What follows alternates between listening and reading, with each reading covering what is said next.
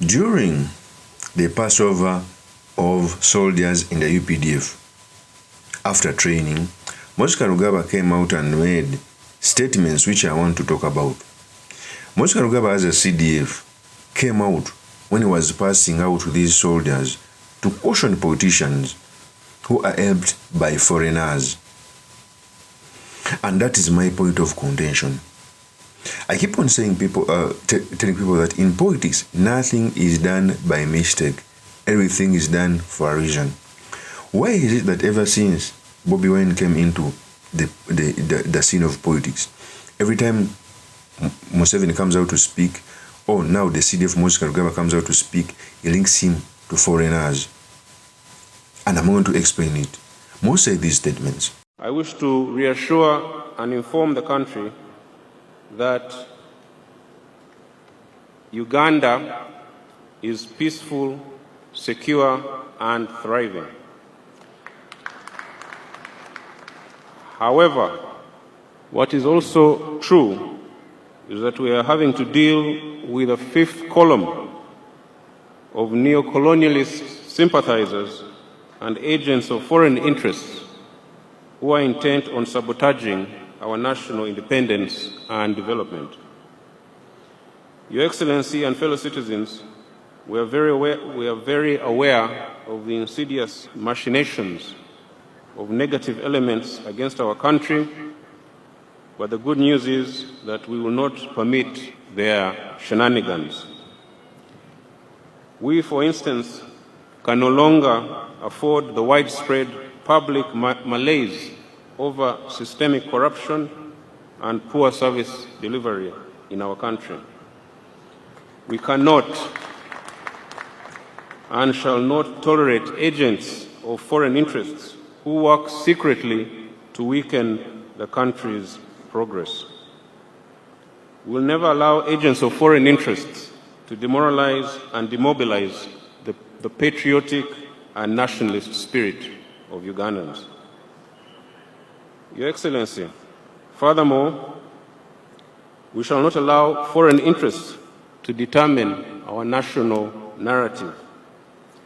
The impunity within certain elements of Uganda's political class and media directly impacts the country's security. Therefore, in order for Uganda to transform into a first world country, these elements have to become responsible actors to ensure peace and security are preserved. The UPDF and the interagency architecture are committed to establishing a holistic national security infrastructure, including acting against wrong elements within the political and media class.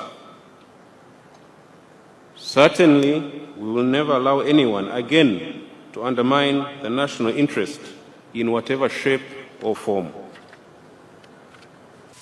That is Moses Kainerugaba. If Moses Kainerugaba is watching this video, he should understand that the problem of Uganda is not foreigners. The problem of Uganda is failing to fulfill the promise of the 1980 revolution. We cannot be in a country where the same things that General Museveni fought against are the same things happening. Arbitrary arrest. We used to have Panda Girl, we have drones. Okay, extrajudicial killing. Person like Chibarama is lost. General Museveni once came out in 1987, came out to say that a person cannot get lost in a country. Even a needle that gets lost in a country must be found. Now, a person like Chibarama has never been found. And this is the tendency which is normally done by leaders who fail their country.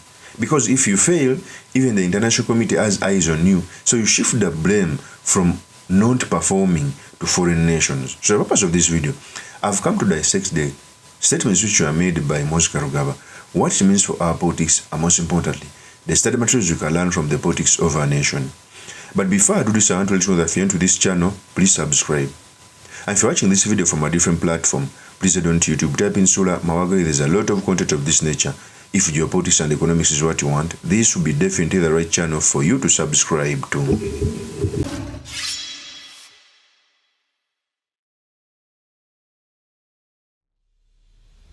One, for the CDF to come out and say those statements in front of soldiers is indoctrinating them that foreigners are bad and that there are some agents here in Uganda who are agents of foreigners.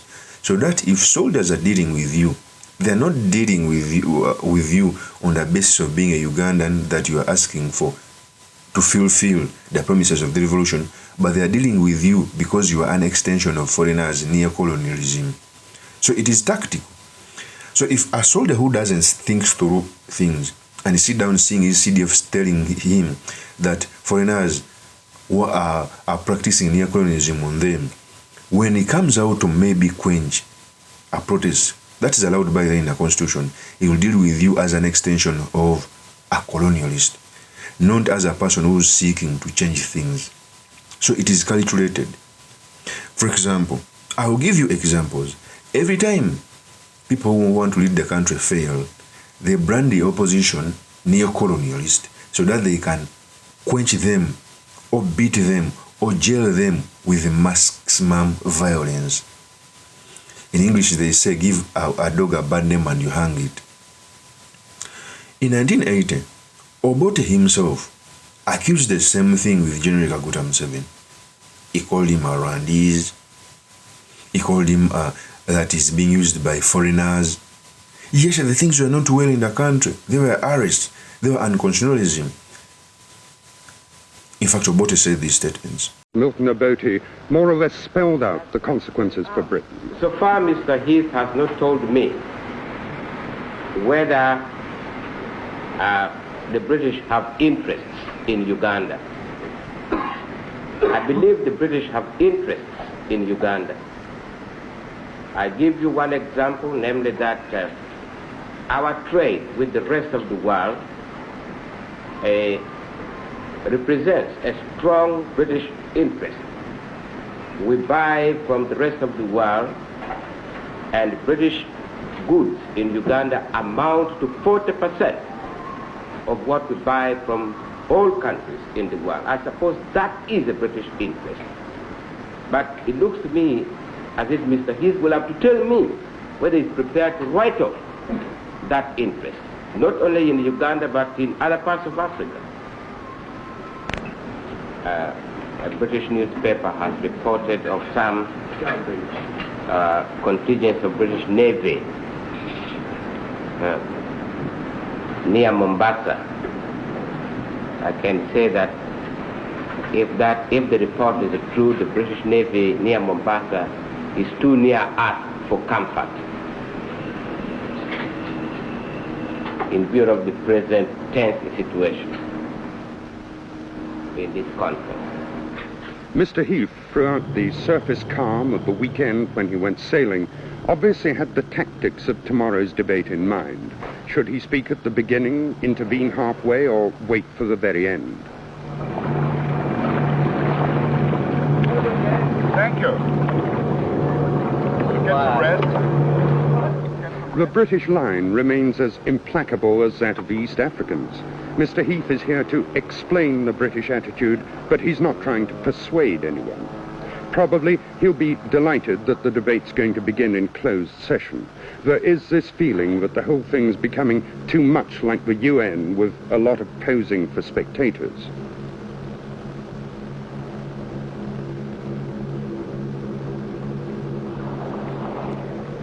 But what do you think Yoweri Museveni wants through fighting? What is he after?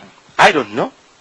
If I knew, I would be very happy, because I really don't know. Museveni was a member of the military commission. He was number 2 in the military commission. He and the rest of the members of the military commission organized elections. And soon after elections, he decided to fight. And he hasn't progressed very much.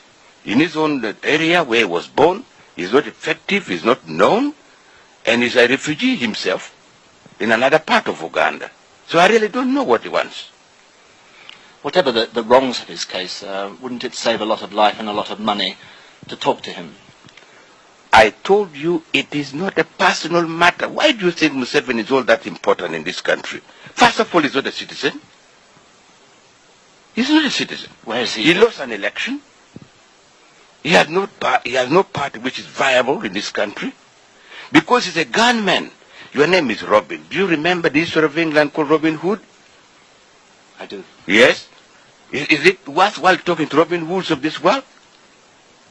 Baden-Meinhof in Germany?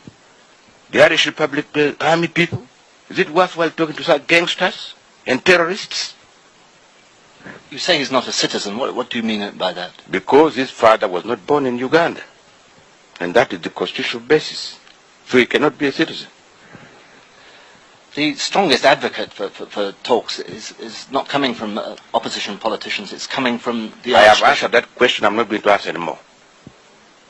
I have said I do not accept any proposal about talks, and I'm going to make this an election issue. You wait for the votes. Do you think the forthcoming elections could in any way... That is Milton Obote. So these people are using the same techniques used by who they fought against, thinking that we are deaf, we cannot see through things. Truth be said, we are not doing well as a country when it comes to matters of constitutionalism. We are not doing well when it comes to matters of politics. Everything in politics is settled by the army, by the police. Politics must be settled in a political way. If I come out and address an issue, even if I'm lying, get your team also address it. The people will decide. People can see through the lies. Branding opposition politicians neo-colonialist doesn't work because Obote also branded it to your father, but the people saw through the lies and supported General Museveni. In fact, one of the biggest contribution of General Museveni is overthrowing Obote. The biggest. Because we are not doing well. So he's facing the same things.